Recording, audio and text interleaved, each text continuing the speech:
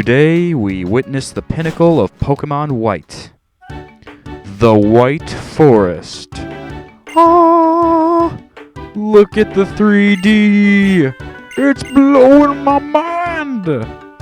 Hey guys, I'm DeoGenZ. Welcome to my Pokemon White walkthrough. We are in White Forest today, I know, very original name, right? And what is this place all about? But catching wild Pokemon that are actually considered rare. That's right. Whenever has a Hoppip been rare in a Pokemon game? I don't know. Well, it is now. So, this is White Forest, huh guys? Well, I guess my fears were confirmed. Nintendo did not make the White Forest change with the seasons. As soon as we get out of this capturing of Hoppip, because for a rare occasion I will actually catch the the White Forest Pokemon. But, yeah, look at this. None of those trees, even the pine trees, well, okay, pine trees don't turn orange, but none of the other trees, like those big, long, tall ones, the oak trees, I assume, or some other tree, they don't change. And the leaves that are blowing by, oh yeah, they're a nice, cool 3D effect, and they look nice, but it's fall. Why aren't they different colors? Why aren't they orange and red and yellow and great hues of fall-y colors?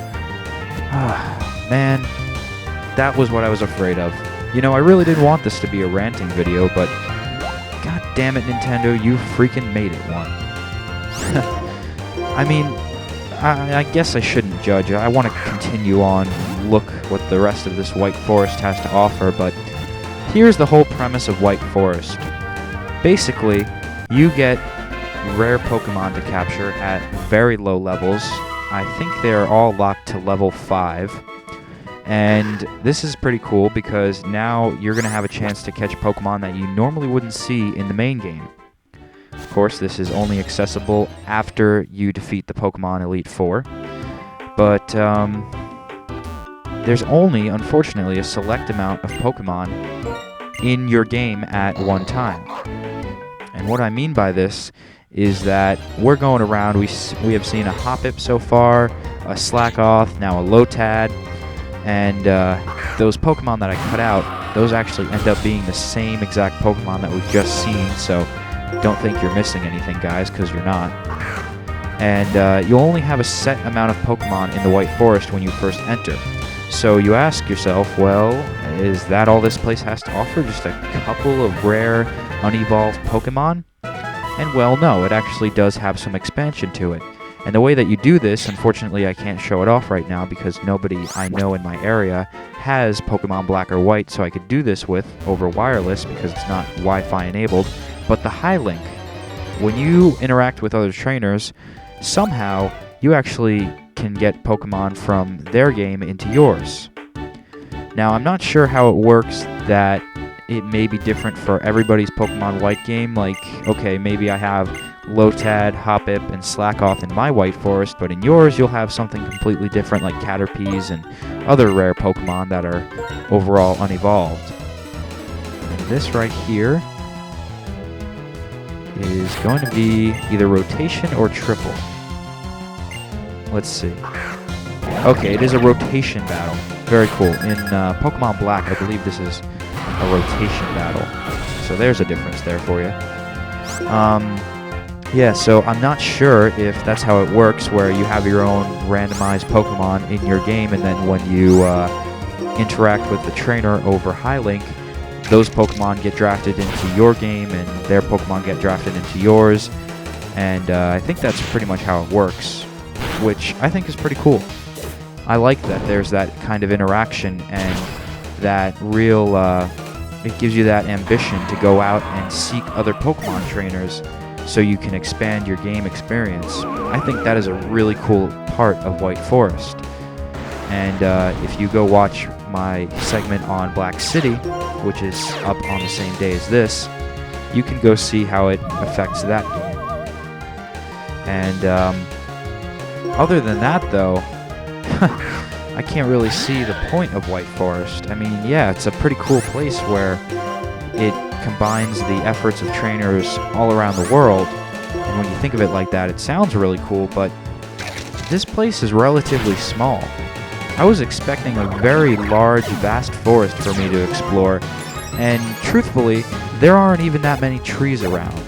I know that there's still the upper half, the northern part of White Forest that we have to explore, but if it's laid out anything like Black City is, which I'm certain it is, there are not going to be a lot of trees.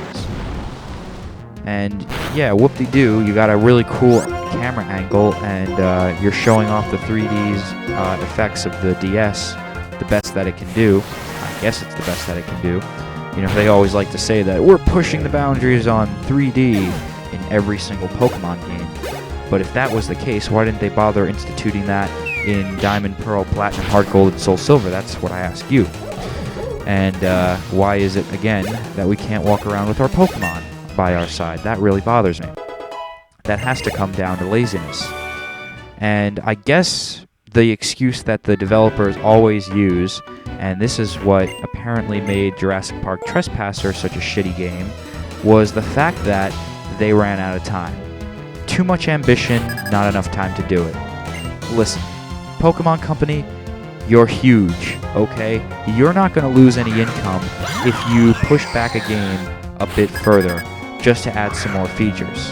In fact, you'd probably make a lot more money, build up the hype, and then end up having more people interested in this game. I'm sorry, but I haven't done the review of this yet, but my preliminary figures of this, I don't think I'm going to recommend this to non-Pokemon players. I'm sorry, it's just not going to happen.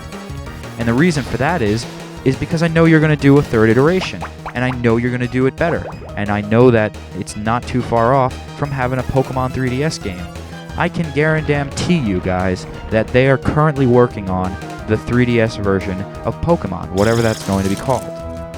And it's going to be a mind-blowing RPG, just like all the other ones have been, except it's going to utilize the 3DS's graphics to the fullest. We'll finally have 3D battles, not just simple moving sprites.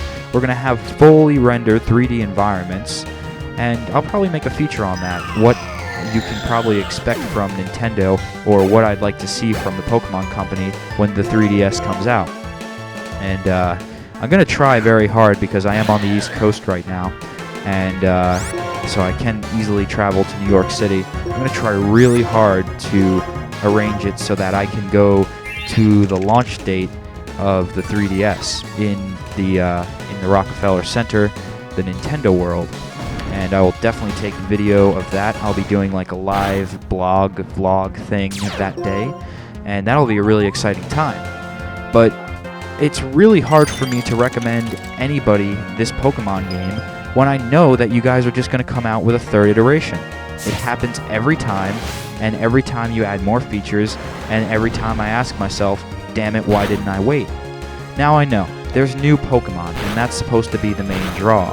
But new Pokemon doesn't negate the fact that you guys are definitely going to come out with a third iteration. Now, it's going to be funny if I'm going to be eating my words a little later, and you know what? I hope I am. I really sincerely do. Because I don't want a third iteration of this game. I want you all to move on and get better. I know you can do better, and I'm not going to accept this. So, as my preliminary warning to people, if you haven't played any Pokemon game, this isn't the game for you yet. Just wait until something better comes out, because otherwise you're going to spend your money on a game that's only going to be one-upped by another game a year or maybe a year and a half later.